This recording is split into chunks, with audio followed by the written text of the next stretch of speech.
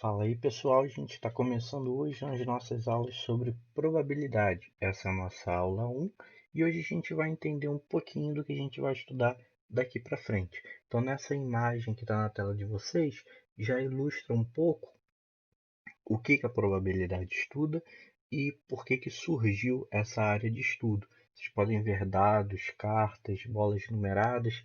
Isso provavelmente lembra a vocês os jogos de sorte, que na realidade são jogos chamados de jogos de azar. E a teoria das probabilidades ela surge justamente disso. Você descobrir quais são as chances de você vencer em um determinado jogo. Então aqui a gente vai começar a trabalhar com probabilidade e para isso a gente precisa definir, conhecer alguns elementos muito importantes para a gente compreender bem essa teoria. Então, vamos lá? Começando então, a gente vai primeiro falar o que são experimentos aleatórios. Para ficar bem claro o que são experimentos aleatórios, é mais fácil dar um exemplo. Então eu coloquei aqui para vocês um exemplo bem simples. Por exemplo, em jogos de futebol, costuma-se utilizar uma moeda com duas faces diferentes. Né? Geralmente a moeda aí tem o lado que a gente chama de cara, o lado que a gente chama de coroa. Para determinar qual lado do campo cada time irá iniciar a partida. Né? O juiz lança a moeda para o ar, um time escolhe, e aí quem ganhar decide qual lado vai ficar ali no primeiro tempo da partida. O que acontece? Quando a gente lança essa moeda, a gente jogar essa moeda para o ar, a gente sabe o que pode acontecer. Que é o que eu estou dizendo aqui. A gente sabe o que pode acontecer. O que pode acontecer? Pode sair a face cara, e quando eu falo que pode sair, é porque ele jogou a moeda para o ar, ela parou e o que ficou voltado para cima é a cara da moeda. Mas, ou pode acontecer de sair coroa. Isso a gente sabe que é o que pode acontecer, porque são os dois resultados que a gente tem na moeda. Só que a gente não tem como determinar o que realmente irá acontecer. Isso é um exemplo de um experimento aleatório. Você pode ficar repetindo ele inúmeras vezes e você nunca sabe o que irá acontecer. Você deduz não, desculpa. Você sabe o que pode acontecer. Agora, o que realmente irá acontecer, aí não tem como você dizer. Por mais que você jogue a moeda 10 vezes, pode ser que nas 10 vezes saia apenas o lado coroa da moeda. Pode ser que nas 10 vezes saia apenas o lado cara. Pode ser que nas 10 vezes, em 5 delas saia o cara e nas outras 5 saia o coroa. Nas 5 primeiras cara, nas 5 últimas coroa. Ou nas 5 primeiras coroa, nas 5 seguintes cara. A gente pode fazer isso daí em casa, pegar uma moeda qualquer e ficar jogando. A gente às vezes vai acertar o que vai acontecer, mas às vezes a gente vai errar. Isso é um experimento aleatório. Você jogar o dado e falar qual o número que vai cair virado para cima quando o dado, né, pousar aí na superfície. Você sabe o que pode acontecer. Se for um dado comum de 6 faces, vai sair um dos números do 1 ao 6. Mas você não sabe qual número que realmente vai acontecer. Isso é algo aleatório. A probabilidade estuda quais as chances de acontecer um resultado que você deseja. Por exemplo, no caso aqui da moeda, você só sabe que é cara ou coroa. Se você quer que aconteça cara, quais são as chances de acontecer o resultado cara? Quais são as chances de acontecer o resultado coroa? Quais são as chances de você jogar a moeda 3 vezes e nas 3 vezes sair cara, cara e cara? Quais são as chances disso acontecer matematicamente falando, isso em números, a porcentagem de chance, isso tudo que a gente vai aprender aqui nessas nossas aulas de probabilidade. Tá? Então vamos seguindo aqui adiante. Uma outra coisa importante para a gente falar é do espaço amostral. E o que é o espaço amostral? Vamos ver aqui nesse nosso exemplo 1. Para decidir quem começa em um jogo de tabuleiro, costuma-se lançar um dado de 6 faces para o alto e observar o número voltado para cima. Quem obtiver o número mais alto nessas condições começará o jogo. Então, até eu já tinha citado um pouquinho esse exemplo, a gente agora vai explorar ele mais a fundo, só fazendo aqui a correção, né, que faltou um M aqui, né, seria para decidir quem começa em um jogo tabuleiro. Eu quero que vocês escrevam um conjunto com todos os resultados que podem ser observados. Então vamos lá. Vamos lembrar a linguagem de conjunto que geralmente a gente aprende lá no primeiro ano? Bom, conjunto a gente representa os elementos entre chaves, né? Vamos dar um nome para esse conjunto. Eu vou chamar de S esse conjunto só porque lá na frente a gente já vai começar a usar essa letra, tá? Mas você poderia aqui colocar qualquer letra. A, B, C, D, não importa. Só para dar um nome para o conjunto. Então, esse meu conjunto eu coloco entre chaves. Quais são os elementos que pertencem a esse conjunto? Bom, se é um conjunto com todos os resultados que podem ser observados, ou seja, quando o dado cair, o que pode acontecer? Qual o número que pode ficar virado para cima? Pode ficar o número 1, pode ficar o número 2, ou o número 3, ou o número 4, ou o número 5, ou o número 6. Então, o conjunto com todos os resultados é um conjunto com esses elementos aqui. 1, 2, 3, 4, 5, 6. Ok? Esse conjunto que eu estou escrevendo é o conjunto que a gente chama de espaço amostral. É o conjunto com todos os resultados que podem acontecer em um experimento aleatório. Então, no dado, tudo que poderia acontecer são esses 6 resultados. Já vou até me adiantar aqui, depois eu vou comentar, mas já vou colocar aqui também que esses são os elementos. Se eu quiser colocar apenas quantos elementos tem o espaço amostral, eu vou representar assim, ó, N de S, tá? O número de elementos do conjunto S. O número de elementos do conjunto S é igual a 6. Então, esse meu conjunto, eu só queria que escrevesse o conjunto, eu só escrevi uma coisinha a mais, tá? A resposta é só essa daqui. Então, o meu conjunto é aquele que tem os elementos 1, 2, 3, 4, 5, 6. 6 elementos no total, e a esse conjunto a gente chama de espaço amostral. O conjunto de tudo o que pode acontecer em um experimento aleatório. Vamos ver isso com mais calma na definição? Então, a definição do espaço amostral diz o seguinte: o conjunto de todos os resultados possíveis em um experimento aleatório é chamado de espaço amostral e será representado pela letra S. Isso daqui, tá? É uma nomenclatura que a gente está combinando aqui de sempre usar o S para o espaço amostral. O número de elementos do espaço amostral será representado pelo N de S, que eu já fiz ali no exemplo também para vocês para adiantar, ok? Então, repetindo, espaço amostral é todos, vou destacar aqui, ó, todos os resultados possíveis. Vamos ver mais um exemplo? O exemplo 2. Determine o espaço amostral S do experimento aleatório retirar uma carta do baralho.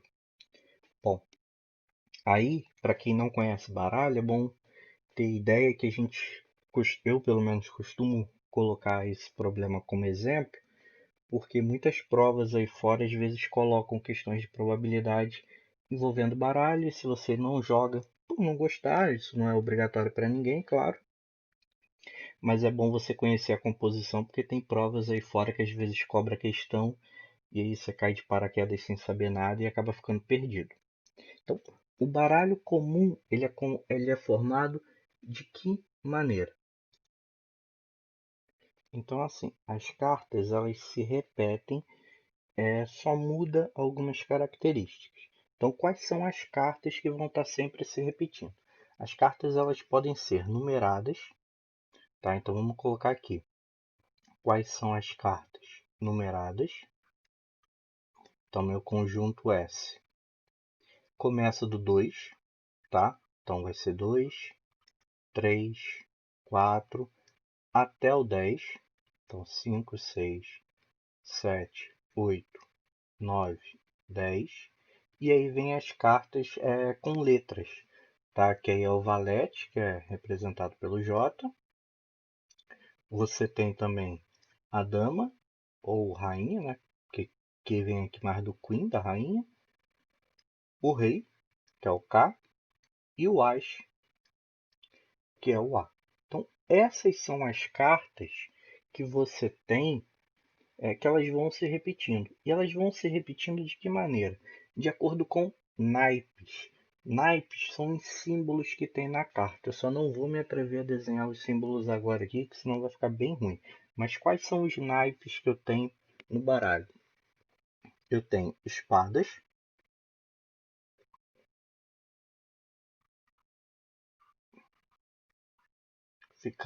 Tá travando aqui, mas a letra tá ficando meio estranha. Eu tenho paus. E esses dois naipes, o desenho deles é com a cor preta. Aí os outros dois naipes, vou até colocar aqui, eles são com a cor vermelha. Toda a carta, o número, a letra, o símbolo é todo vermelho, que é copas e ouros. Então, o baralho ele tem 13 cartas, que são as 13 que eu coloquei aqui, tá? Pode contar aqui que tem 13. E cada uma dessas 13 se repetem dentro desses conjuntos aqui. Eu tenho 13 de espadas, 13 cartas de paus, 13 cartas de copas e 13 cartas de ouros.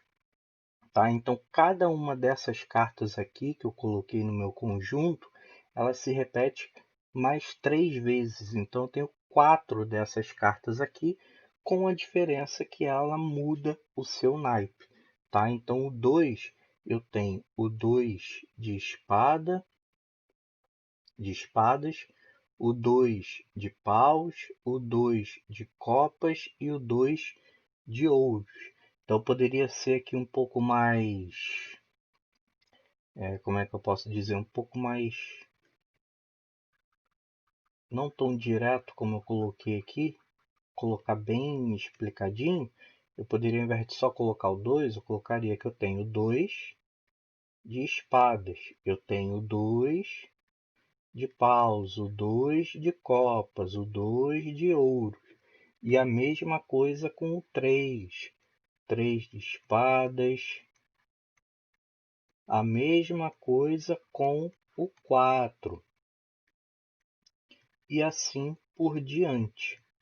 4 copas, o 5 e aí por diante, tá? Aí eu teria todos os meus elementos do espaço amostral, já que eu não tenho uma única carta 2, eu tenho 4 cartas com o número 2, beleza?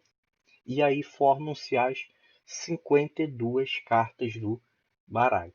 Então esse baralho aqui ele tem 52 cartas, ou seja, o número de elementos do meu espaço amostral vai ser igual a 52 cartas, ok? Então, é bom gravar algumas coisas aí, se porventura alguma prova de algum concurso cair isso. Você sabe que o baralho tem 52 cartas. Das 52, são 13 que vão estar se repetindo. São 4 naipes, certo? Eu marquei aqui os 4 naipes. E eu tenho 26 cartas pretas e eu tenho 26 cartas vermelhas. Metade do meu baralho é preto, metade do meu baralho é vermelho, ok? Então, é um exemplo mais para comentar mesmo a estrutura do baralho aí. Se algum dia cair questão envolvendo cartas aí lá na frente, pelo menos quem nunca teve um contato sabe um pouquinho aí, não vai ficar tão perdido, tá? Vamos continuando aqui então. Bom, a gente falou o que é o experimento aleatório, que é quando você pode repetir várias vezes alguma coisa e você não sabe o resultado, você tem possibilidades de resultado, mas você não sabe o que realmente acontece. Você tem o espaço amostral, que a gente acabou de falar, que é tudo o que pode acontecer, mas a gente também tem os eventos. É o conjunto de todos os resultados favoráveis a um acontecimento. Então já vou destacando logo aqui no início. O conjunto de todos os resultados favoráveis. Vamos marcar até aqui essa palavra. Resultados favoráveis, ou seja, não são resultados possíveis a um acontecimento em um experimento aleatório. Ele é chamado de evento e será representado por A, B, C e por aí vai. Tá? Então, o evento, você, como já está aqui mesmo no plural, né? Você vai ter geralmente mais de um em alguma situação, então você vai representando aí por quantas letras forem necessárias, menos o S, que o S é do espaço amostral. Eu acho que a gente não vai precisar fazer tantos eventos assim em um mesmo problema para sair do A e chegar até ali no S. O número de elementos do evento A vai ser representado por N de A. E a gente também pode dizer que o conjunto evento é um subconjunto do espaço amostral. O que quer dizer isso aqui? Vamos destacar aqui também essa palavra, ó. Subconjunto. Subconjunto significa que é um pedacinho daquele conjunto. Ou seja, o evento nada mais é do que uma parte do nosso espaço amostral, já que o evento é algo favorável, enquanto que o espaço amostral é tudo o que pode acontecer, mesmo que seja algo que eu não queira. Vamos aqui no exemplo, para ficar mais claro. Vamos até voltar aqui o exemplo 2, antes de ir para o 3. Deixa eu voltar aqui no 2. No 2 aqui eu tinha o nosso espaço amostral, que são todas as cartas do baralho. Se eu quisesse tirar uma carta do baralho e essa carta que eu tirasse, ela fosse da cor vermelha, quais cartas iriam servir, ou seja, quais cartas seriam favoráveis ao que eu quero que aconteça, que é pegar uma carta vermelha? Seria qualquer carta do 2 até o Ás,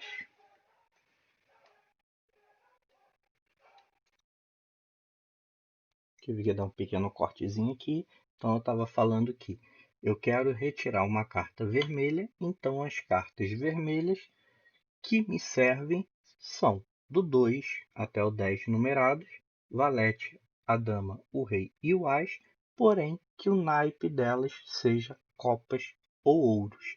Então a gente pega uma parte de tudo que a gente tinha. A gente tinha 52 cartas, para mim só me interessam 26 cartas. Então, enquanto que o meu espaço amostral são todas as 52 cartas, o meu evento, eu vou até escrever aqui, ó, evento A é retirar, vou colocar aqui rapidinho, retirar uma carta vermelha. Para esse meu evento, não serve, vou riscar aqui em cima só para ilustrar para vocês, não serve o 2 de espadas, não serve o 2 de paus, não serve o 3 de espadas, não serve o 3 de paus, e aí por diante, 4 de espadas, 4 de paus, e aí eu não terminei aqui, se eu tivesse terminado, continuaria riscando. Então você vê que o meu conjunto A, que é o meu evento, nada mais é do que alguns elementos do meu espaço amostral, ou seja, um subconjunto do espaço amostral, uma parte desse meu conjunto S. Tá? Isso que eu quis falar ali na definição do evento, que foi aqui no finalzinho. Agora sim, vamos lá para o exemplo 3, para a gente fechar nossa aula de hoje. Ao fazer o cadastro em um site, foi solicitado ao internauta que escolhesse uma senha de 3 números distintos, utilizando os algarismos de 0 a 9. De acordo com essas informações, responda qual é o total de elementos do espaço amostral. Bom, vamos sempre prestar atenção na pergunta, porque aqui ele quer apenas o total de elementos. Ele não quer que você escreva o conjunto como a gente estava escrevendo nos exemplos anteriores. Então, é só me dar a quantidade de elementos. Vamos lá. Vamos então calcular o número de elementos do espaço amostral. É o seguinte, como ele tem que formar uma senha de 3 algarismos distintos e ele pode usar qualquer algarismo do 0 a 9, vai dar um pouquinho de trabalho se você tentar escrever todas as senhas. Só que a gente já aprendeu algo que facilita essa contagem, algo que a gente aprendeu lá na análise combinatória. Vamos pensar? Senha com 3 dígitos, certo? Posso colocar qualquer algarismo na primeira posição, é uma senha, não tem problema colocar 0 aqui. Então, eu tenho 10 opções. Os algarismos precisam ser distintos, então eu não vou repetir o número que eu coloquei aqui. Dos 10 irão sobrar 9. Os dois que eu coloquei aqui não posso repetir, então dos 10 sobram 8. Ou seja, o total de senhas pode ser obtido aqui pelo princípio fundamental da contagem lá da análise combinatória, que é a multiplicação dessas possibilidades, 720. Esse é o total de elementos do espaço amostral.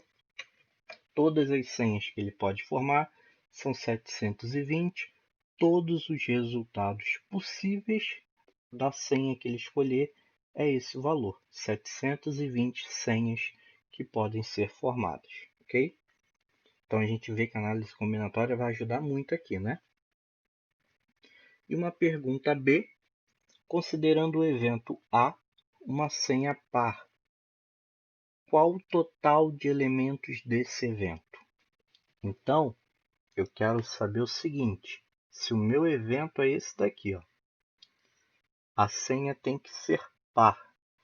Qual vai ser o total de elementos desse evento? Então, o número de elementos do conjunto A, do evento A. Vamos pensar igual? 3 espaços para os 3 dígitos. Para o número ser par, basta que ele termine em um algarismo par, certo? Então, aqui, basta que ele coloque qualquer número par. E aí, vamos incluir o 0 aqui. Vai ser 0, 2, 4. Opa, está saindo tudo torto aqui. Vamos lá, rapidinho aqui. 0, o 2, o 4, o 6 e o 8. São essas as opções que ele tem de números pares, ou seja, 5 opções. Já resolvemos o problema de garantir que a senha seja par. Vamos voltar para o início. No início ele pode colocar qualquer número, só não pode repetir, né? Porque a gente já colocou um no final. Então, 9 opções. Pode colocar qualquer coisa aqui no meio, também só não pode repetir. Vão ser, 8 opções, já que ele já gastou 2 números. Então, 9 vezes 8 vezes 5, eu tenho aí 360. Esse é o número de elementos do meu evento, ok? Uma dica aqui bem rápida. Vocês sabem que o número ele é par ou ele é ímpar, né? Se ele consegue formar 720 números, metade deles é par, metade deles é ímpar. Metade de 720 é 360. Então não precisaria nem utilizar análise combinatória ali, você podia já pegar por essa ideia aí de pegar a metade do espaço amostral, tá? Que como o espaço amostral, metade dele são de números pares, metade são de números ímpares, então metade de 720, que é 360. Beleza? Bom, então fomos aí fazer a letra A e a letra B do exemplo 3. Falei do básico que a gente precisa para começar a estudar probabilidade, que é saber o que é espaço amostral, o que é evento, e que a gente vai estar trabalhando sempre com experimentos aleatórios nessas nossas próximas aulas. Espero que tenha ficado claro, espero que vocês tenham gostado. Se você assistiu tudo até aqui, qualquer coisa, manda mensagem, manda as suas dúvidas e eu tento ajudar vocês da melhor forma possível. Ok? Façam exercícios, estudem, bons estudos e até a próxima aula.